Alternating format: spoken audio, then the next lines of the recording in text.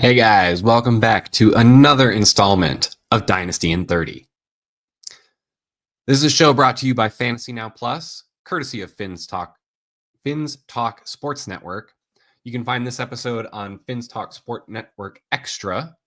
Be sure to tune into the channel throughout the week for our other content. On Mondays, you're going to get the fantasy recap with Justin and Josh. And on Friday goes live with Pudge and the Fantasy Nobody when they do Suds and Studs. So today, I'm going to follow up on our topic from last week, tight ends. We're going to take a peek around the league at a few tight end rooms that we need to determine whether we're going to buy, sell, or just avoid in general. It'll be the Seahawks, the Dolphins, and the Bengals. Coming right up.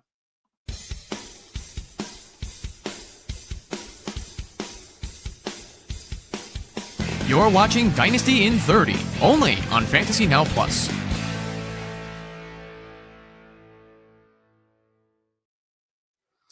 Hey guys, just realized that my mic was muted, so I'm going to go back through that intro for you, just in case you missed anything. We've got another installment of Dynasty in 30 today from Fantasy Now Plus, courtesy of Finns Talk Sportsnet.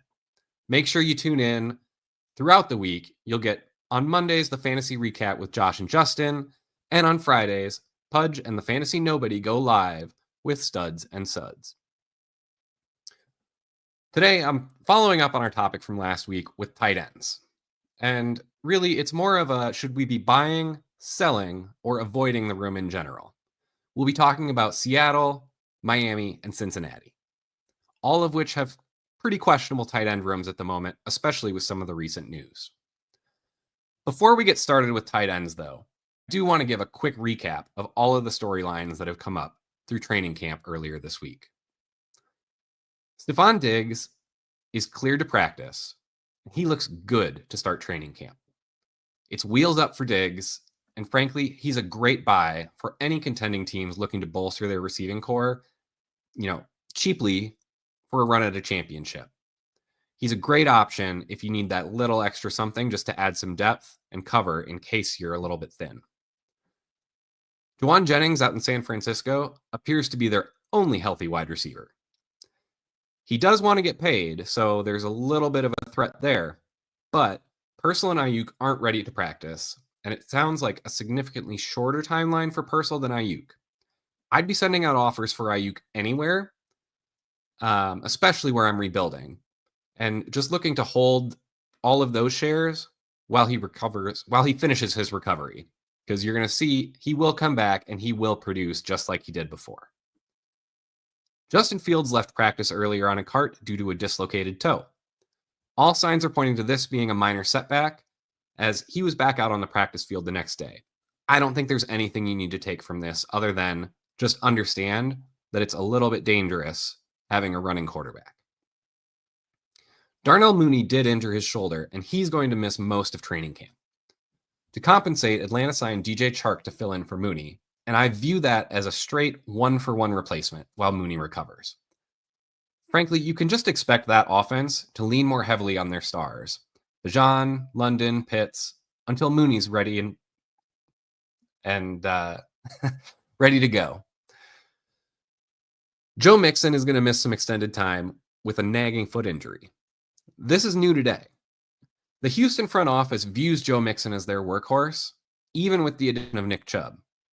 While Mixon is out, you can fully expect Chubb to get a heavy dose of carries, with Woody Marks used primarily as a pass catcher. But once Mixon is back, I do expect him to take back the Lions' share of the touches over both Chubb and Woody Marks.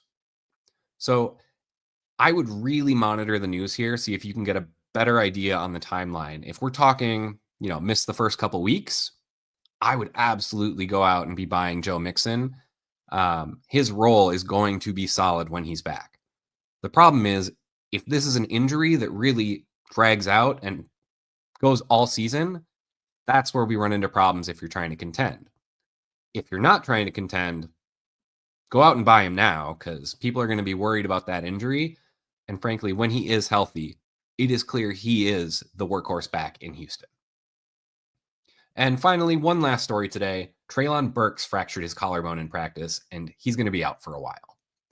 Now, I don't think that Burks was set to be particularly fantasy relevant this year, but what it does do is improve the outlook for Tyler Lockett, who becomes a security blanket for rookie QB Cam Ward. I think it gives Lockett maybe one more run as a wide receiver 3, and frankly, he's so cheap, there's about no risk to it. I just don't see anyone else that's going to be catching passes outside of Ridley and maybe Chigakonkwo. So that wraps up the news for the week. If you think I've missed any storylines, feel free to let me know. You can tag me on Blue Sky at FFPhilosopher, and I'd be happy to give you my thoughts on NFL updates. But let's shift gears to our main topic, the tight end rooms. Starting with the Seahawks, which really, their depth chart was supposed to be Noah Fant, AJ Barner, and then rookie Elijah Arroyo. But this week, we had a surprise release of Fant, which has led to some major speculation about what they're going to do in that tight end room. With Fant gone, you have to remember that AJ Barner is definitely more of a blocking tight end. He's got adequate receiving skills, so he can give you something in the receiving game, but his main objective out here is going to be to help establish the run for Ken Walker. Arroyo is going to fit more into that Fant role. The role getting downfield, catching some passes, some blocking, but more, in that 12 personnel set, he's going to be the one that's going out in pass patterns. However, don't get your hopes too high on Arroyo. His prospect profile really left a lot to be desired.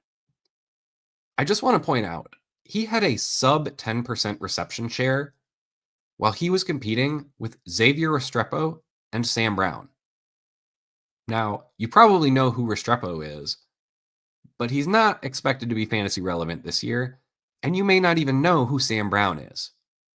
Those were Cam Ward's top targets in Miami, and if you're not significantly outpacing them, I struggle to see how you're going to make an impact in year one. Arroyo put up a yards per route run of 1.69 last year.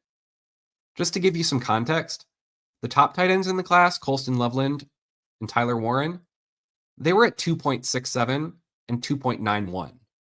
So that's really not a particularly good mark. It's not very efficient. He wasn't demanding a huge share of the offense.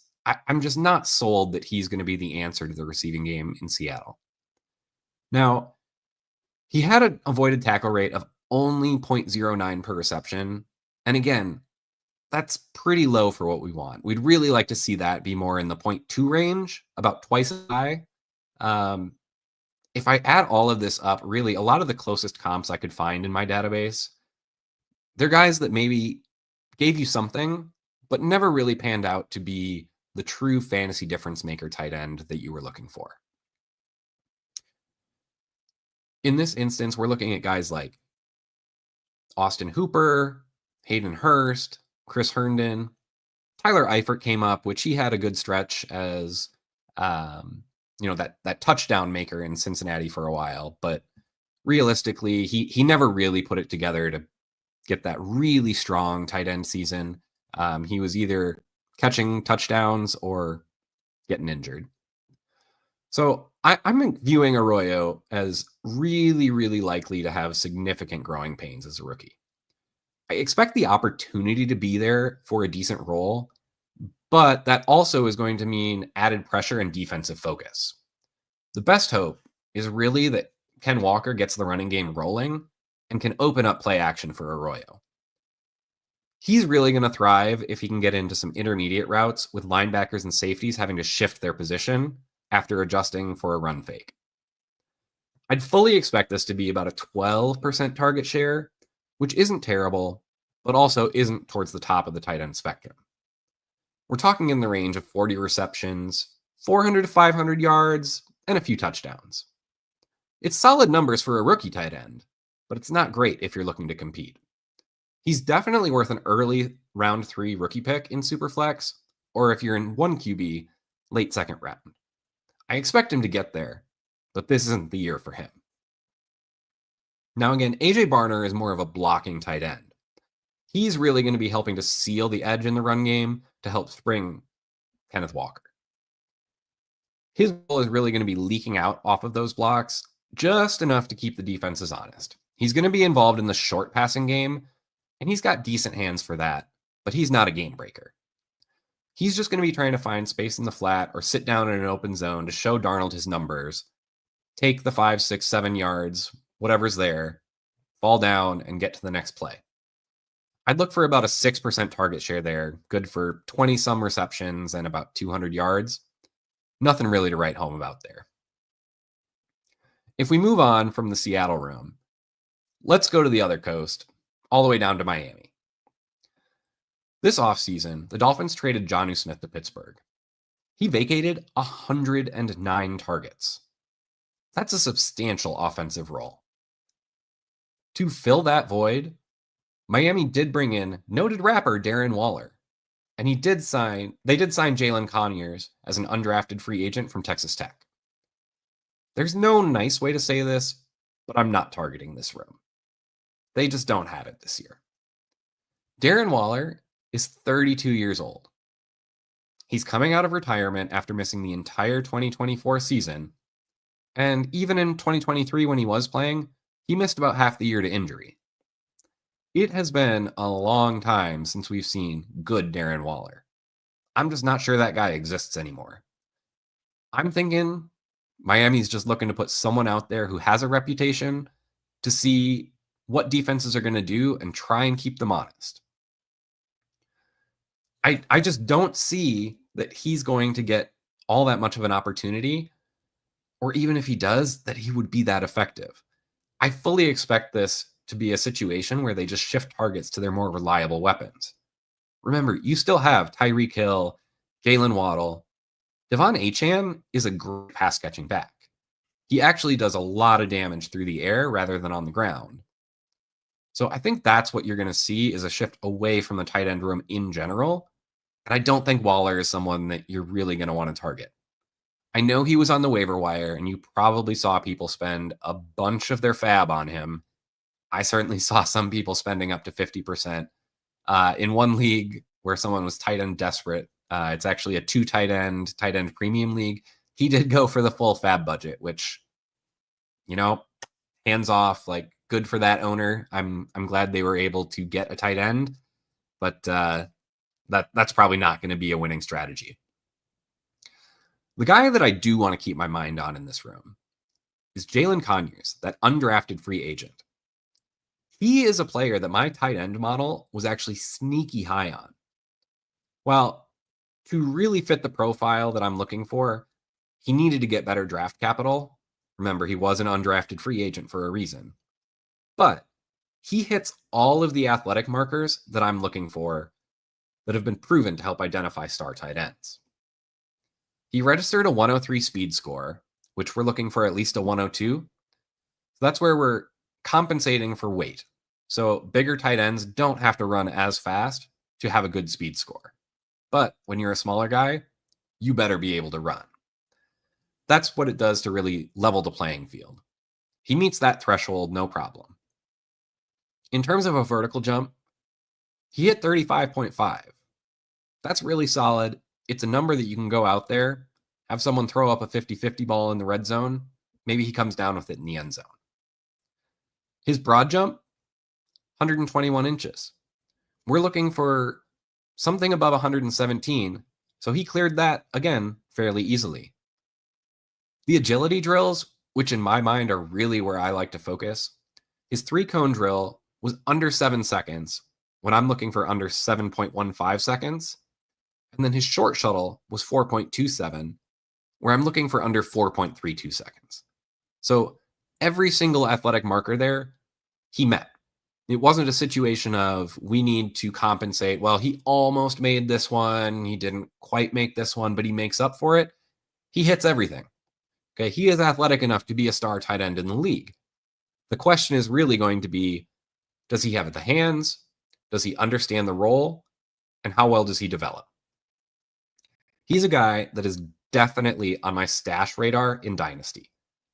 I'm really going to be paying attention to what he looks like in limited snaps this year. I don't expect him to have a big role in 2025. That's just not what this is about.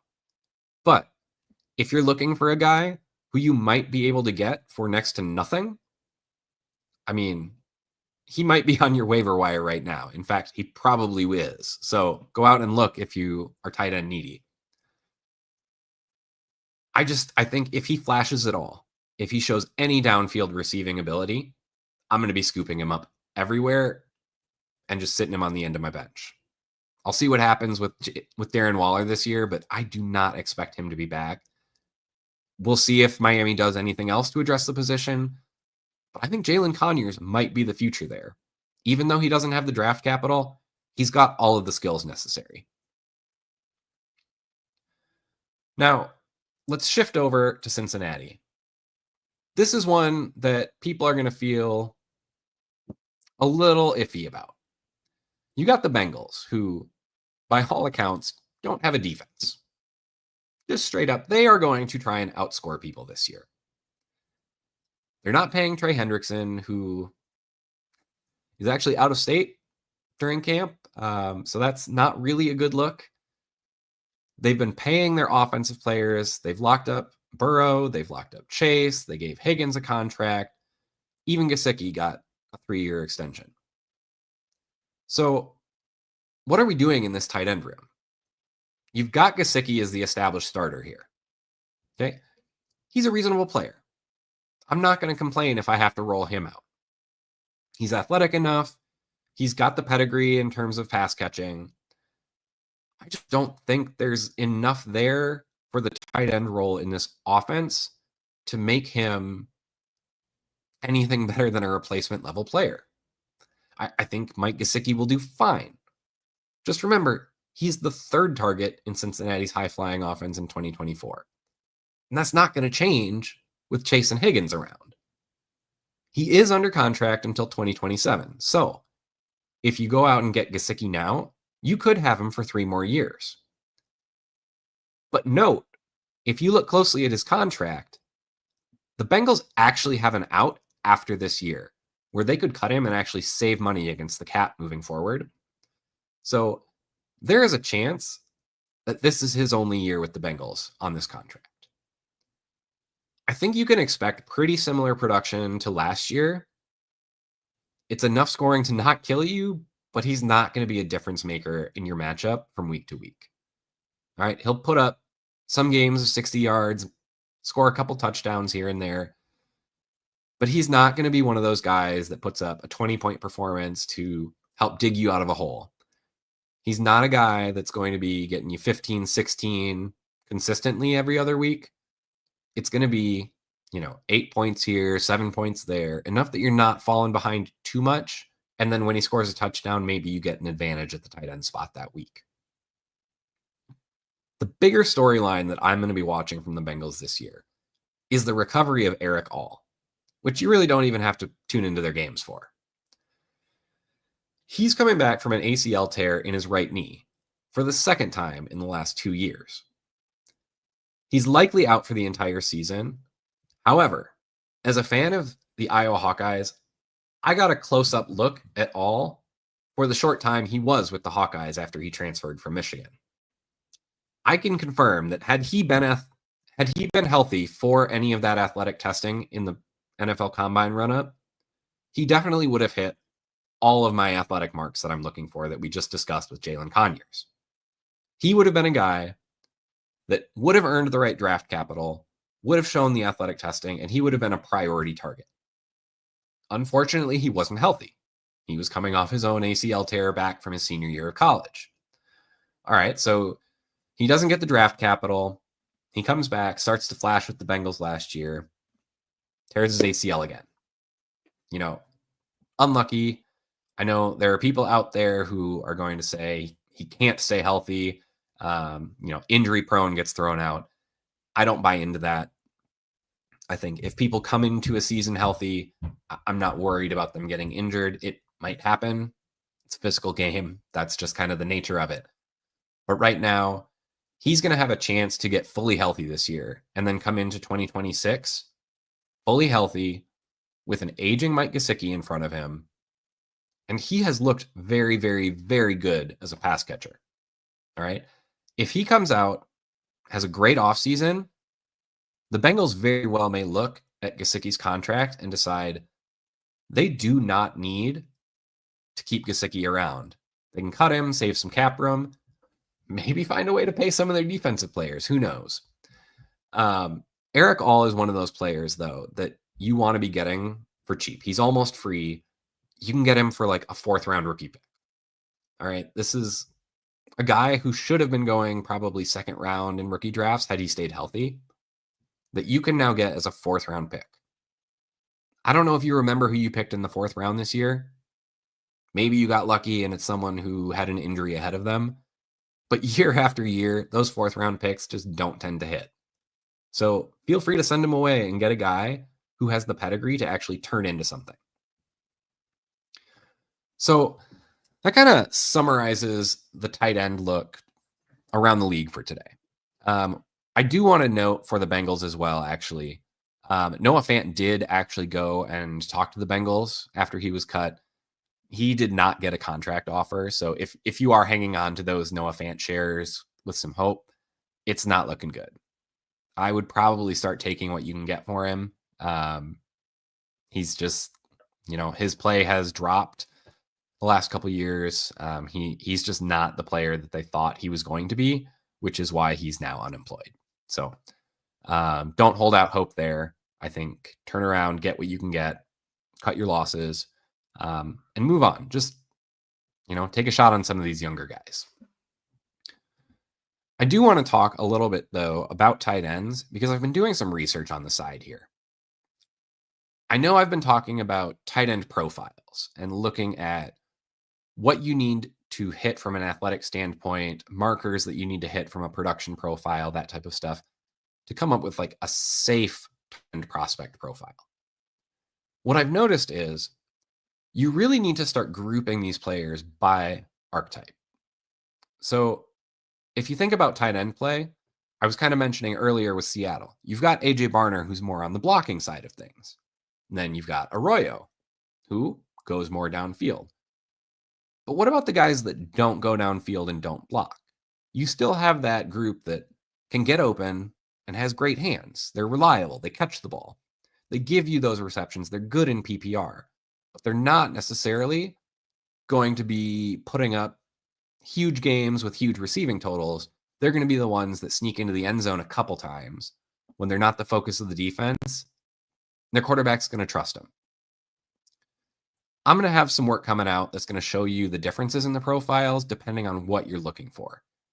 If you want the guys who can go downfield, outrun some of the linebackers, go 2 for 80 and a touchdown, I can help you find those guys.